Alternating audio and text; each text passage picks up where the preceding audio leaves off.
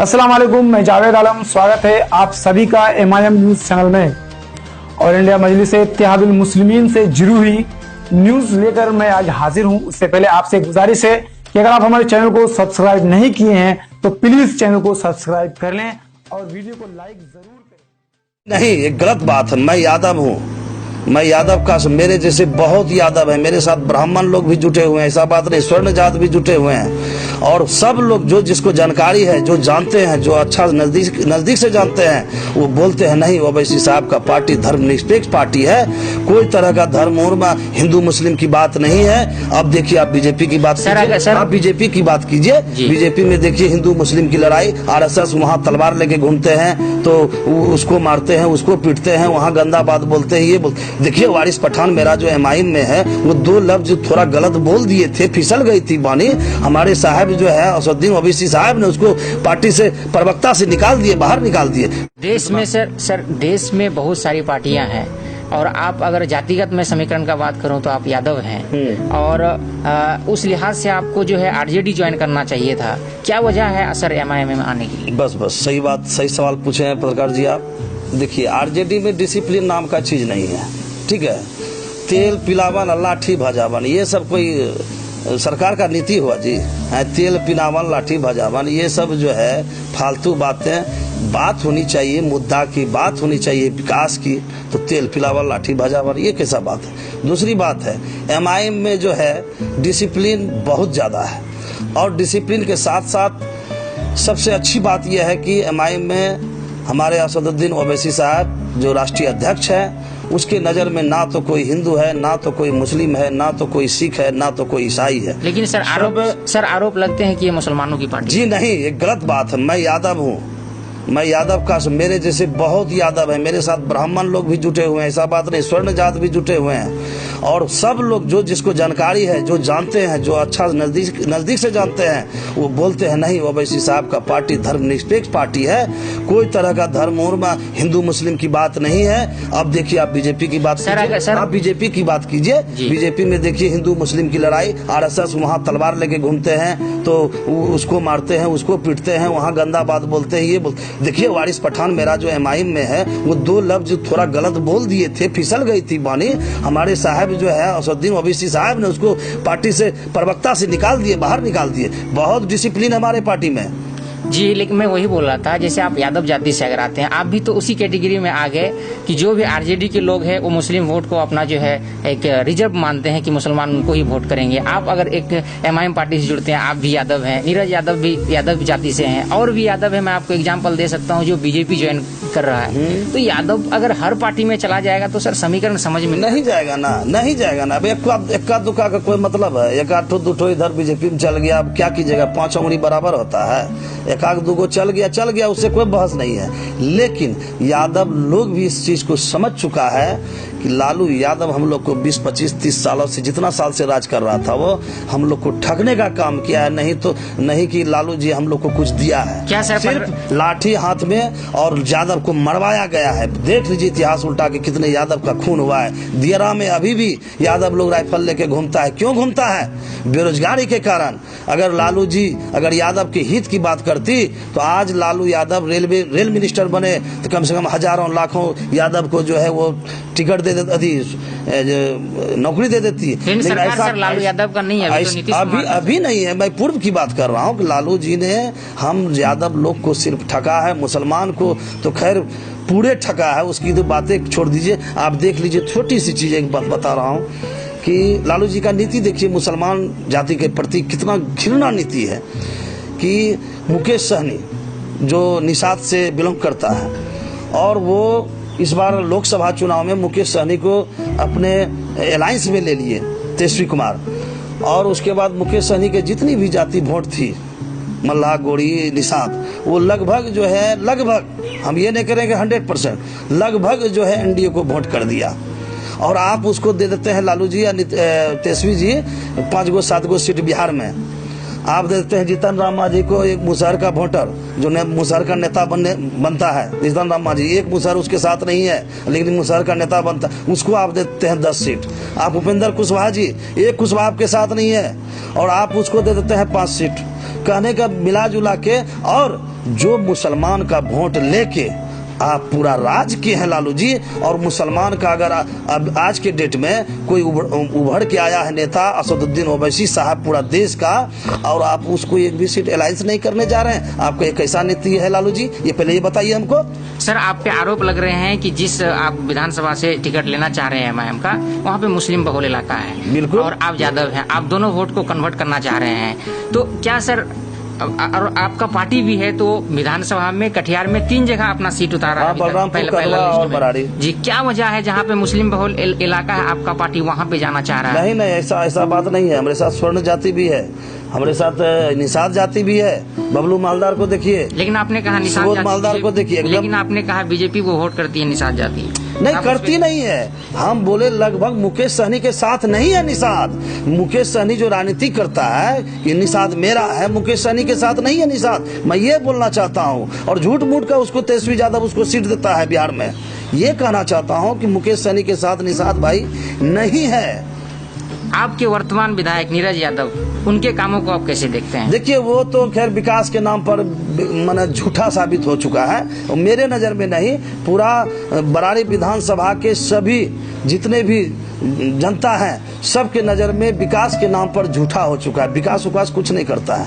विकास तो छोड़ दीजिए, छोटा मोटा कोई लफड़ा भी लग जाए किसी व्यक्ति को, अगर विधायक जी को फोन करे तो कौन है जी, क्या है जी, कहाँ से है जी, करते करते फोन स्विच ऑफ, और पटना में है, दिल्ली में है, बात करता है। ऐसा बात नहीं। इसीलिए नीरज यादव जहां तक बात है, तो आप आम जनता को पूछ लीजिए, हमसे क्या पूछते हैं, आप आम जनता को पूछिए। नीरज यादव को पूरे जनता, पूरा समाज, विधानसभा क्षेत्र के जितने भी लोग हैं, सब ने दिल से दिमाग से निकाल चुका है, उठा के। लेकिन उसको तो लोग सर विकास पुरुष का संज्ञा नहीं, विकास पुरुष कौन बोलते हैं उसको, बताइए आप, कोई जनता बोलता है क्या? उसका जो दलाल सब है, उसका जो काम करता है, उसका जो ठेकेदारी जोतता है, 2 पैसा उगाही करता है, वो बोलता है विकास पुरुष।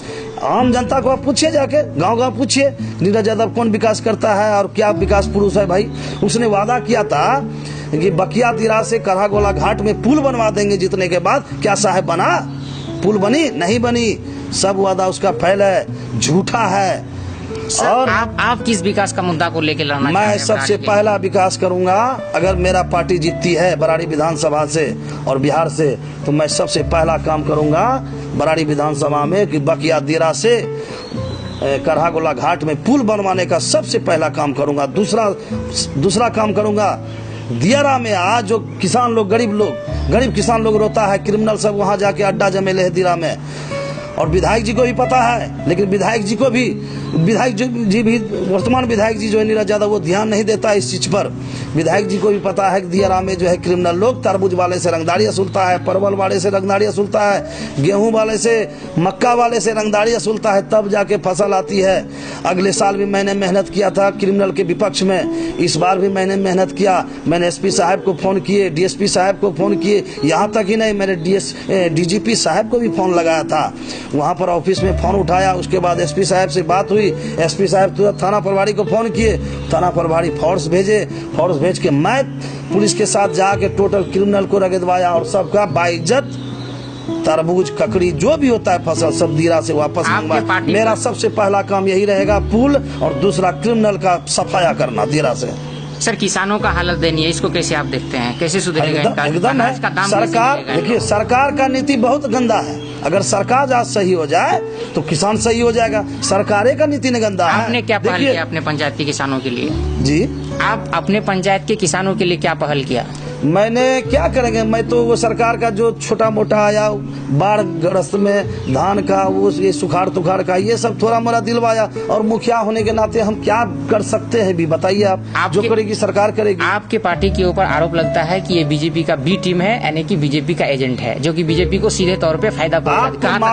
आपको मालूम है ये चीज पत्रकार महोदय, जब एनआरसी का मुद्दा जब खड़ा हुआ था, जब मोदी ने एनआरसी का बिल पास करने के लिए गया था लोकसभा में, तो सबसे पहला 552 एमपी में सबसे पहला एमपी साहब जो मेरे असदुद्दीन ओवैसी साहब हैं, उसने एनआरसी के बिल को फाड़ने का काम किया था।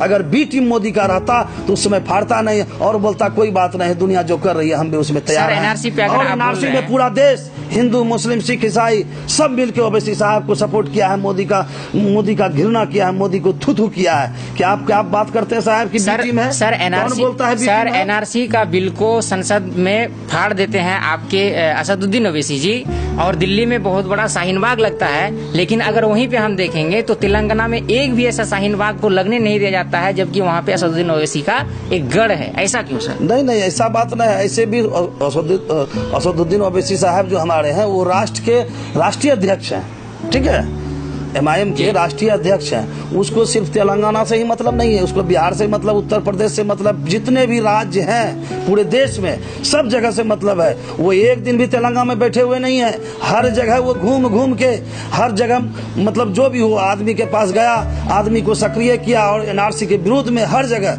दिल्ली में जाके देखिए वहां भी वो एनआरसी का विरोध किया है, हर जगह किया है। सिर्फ तेलंगाना अपने घर में करने से नहीं ना होगा जी। जब आप एनआरसी और सीओ को लेके हम लोग देख रहे थे कि लगातार आप इन्वॉल्व थे, लेकिन आपके आगे पीछे जो भी रहने वाले लोग थे, अक्सर देखा मुस्लिम कम्युनिटी के लोग हैं, आपके साथ यादव चेहरा क्यों नहीं नजर आ रहे? यादव चेहरा थे। देखिए यह बात सत्य है कि मुसलमान जाति ज्यादा थे, यादव लोग कम थे, यह सत्य बात है। अगर 100 में 70% मुसलमान थे तो 30% यादव भी थे, आपको नहीं पता। अब चंदन टीका सब तो लगाते नहीं, जो पकड़ में आएगा कि यादव है, ठीक है। तो बीच में जो यादव जी लोग भी रहते थे, लेकिन टेर नहीं लगता था, समझ में लोग को नहीं आता था कि यादव है कि मुसलमान है। एक दूसरी बात है कि कुछ हिंदू को बीजेपी वाले और आरएसएस वाले लोग भड़का दिए हैं कि ये जो एनआरसी है, सीए है और एनपीआर है, ये सिर्फ मुसलमान को भगाने की साजिश है, हिंदू को कुछ भी नहीं होगा। ये बीजेपी वाले आरएसएस वाले जो है भड़का रहा था, जिसके कारण जो है कुछ हिंदू जो है हमको क्या होगा, जो होगा मुसलमान को होगा। तो मैंने खास करके गांव घर घर जाके चौक चौराहे पर हर एक हिंदू समाज में हिंदू भाइयों को जगाने का काम किया कि नहीं, ये एनआरसी सिर्फ मुसलमानों की नहीं है, पूरे देश की जनता के ऊपर लागू होने जा रहा है एनआरसी। तब धीरे धीरे जनता जागी, तो जनता धीरे धीरे अब आ रहा है और आ रहा था, लेकिन तब तक जो है लॉकडाउन हो गई, ये बीमारी आ गया। क्या आपकी पार्टी को महागठबंधन में जगह मिल पाएगी? ये पार्टी तय करेगी। गठबंधन अगर सही तरीका से बात करेंगे हमारे पार्टी से, 10, 15, 20, 25, 50 सीट देंगे तो बात करेंगे, नहीं करेंगे तो खुला चैलेंज लड़ेंगे हम लोग। 32 सीट क्यों, हो सकता है पूरे बिहार में भी लड़ सकते हैं। ऐसा आरोप लगाया जा रहा है कि आप उनको ब्लैकमेल करना चाहते हैं महागठबंधन को, और अपना वर्चस्व यहाँ स्थापित करना चाहते हैं। आपको महागठबंधन में जगह नहीं दिया जा रहा है। ये सब फालतू बातें पत्रकार जी बेकार है, ये सब फालतू बातें ठीक नहीं लगता है। ब्लैकमेल, किसी को कोई ब्लैकमेल नहीं करता है। कोई मेरा छोटा पार्टी नहीं है, राष्ट्रीय पार्टी है मेरा। असदुद्दीन ओवैसी साहब कोनो की 8वां पास मोदी के तरह नहीं है, वो लंदन से बैरिस्टर हैं, इसीलिए जो है ऐसी बात करना आप लोग के लिए अच्छी नहीं है। आप लोग फालतू बातें पर पत्रकार जी आप लोग बहस ना किया। सर आपकी लड़ाई लालू यादव तेजस्वी जी से है या फिर नीतीश कुमार उनकी पार्टी से? नहीं, मेरी लड़ाई सबसे है जी। मेरी लड़ाई भ्रष्टाचार के खिलाफ जो भी कदम उठाएगा उसके विपक्ष में मेरी लड़ाई चलेगी। सर आपके जो पंचायतवासी है और बरारी के आप प्रभारी भी बनाए गए हैं इस पार्टी के, बिल्कुल विधानसभा प्रभारी हुए हम। जी, उनको आप क्या मैसेज देना चाहते हैं, क्या संदेश रहेगा सर उनको? किनको? ग्रामवासियों को, आपके जो प्रखंड वासी है उनको क्या संदेश रहेगा? मैं ग्राम वासियों को संदेश देना चाहता हूं कि ये पार्टी जो है AIM पार्टी, इसका फुल फॉर्म होता है मजलिसे इत्तेहादुल मुस्लिमीन पार्टी। ये पार्टी अगर आप लोग को, किसी हिंदू भाई को अगर ये लगता है, सिख भाई ईसाई भाई को लगता है कि मुसलमान की पार्टी है, तो मैं यादव जाति हिंदू हूँ, मुझे नहीं लगता है कि मुसलमान पार्टी है। ये सच्चाई के रास्ते पर चलने वाला पार्टी है और ये सत्य बोलता है, जो बोलता है सत्य बोलता है, सही बोलता है, किला ठोक के बोलता है और मुंह पर बोलता है, पीछे से पीठ में वार करने वाला पार्टी नहीं है। इसलिए भाइयों बहनों माता सबको मैं ये आग्रह करता हूँ, निवेदन करता हूँ, संदेश देना चाहता हूँ कि इस पार्टी को आप लोग आंख बंद करके सच्चाई के रास्ते पर चलें, भ्रष्टाचार को खत्म करें। अगर इस पार्टी को पकड़िएगा तो भ्रष्टाचार इस भारत देश से खत्म हो जाएगी। बहुत ही बेबाक अंदाज में आपने सारे सवालों का जवाब दिया। हमारी शुभकामनाएं, हमारी टीम की शुभकामनाएं आपके साथ।